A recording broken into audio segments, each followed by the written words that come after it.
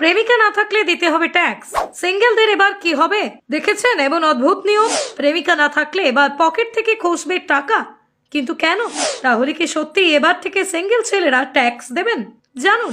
বর্তমান যুগে প্রতিটা মানুষকে প্রায় সবকিছুর জন্যই একটা ট্যাক্স দিতে হয় দেশের সরকারকে। রাস্তায় কোনো কিছু কিনতে গেলেও কিংবা কোনো হোটেলে খেতে গেলেও ট্যাক্স দিতে হয়।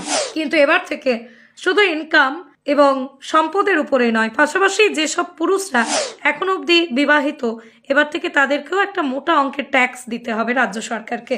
হ্যাঁ, এবার থেকে এমনই অদ্ভুত কর চালু করলো সরকার। অবাক হলেও এটাই সত্যি। এমনকি ট্যাক্স ব্যবস্থা ইতিমধ্যেই বহুদিন থেকে চলছে আমেরিকার মিসৌরি শহরে, যেখানে যে সমস্ত 21 থেকে 50 বছর বয়সী ব্যাচেলার পুরুষরা রয়েছেন তাদের প্রত্যেকের কাছ থেকে প্রায় $1 করে ট্যাক্স সরকার আরোপ করেন।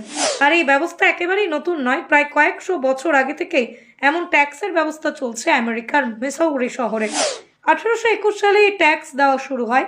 21 থেকে 50 বছর বয়সে এমন অনেক পুরুষরাই আছেন যারা বিয়েই করতে চান না কিংবা কোনো প্রেম ভালোবাসাতেও বিশ্বাস করেন না, যার ফলে দেশের জনসংখ্যা কমতে থাকে দিনের পর দিন। দেশের সরকার যাতে অনুমতিও দেয়, কিন্তু এইসব পুরুষদের একটি বাৎসরিক ট্যাক্স দিতে হয়। তাই এই করের থেকে বাঁচার জন্যই অনেক অবিবাহিত পুরুষ পার্টনার খুঁজতে বাধ্য হয়। তবে চিন্তার কিছু নেই, এখনো অবধি এই ব্যবস্থা ভারতে অন্তত শুরু হয়নি।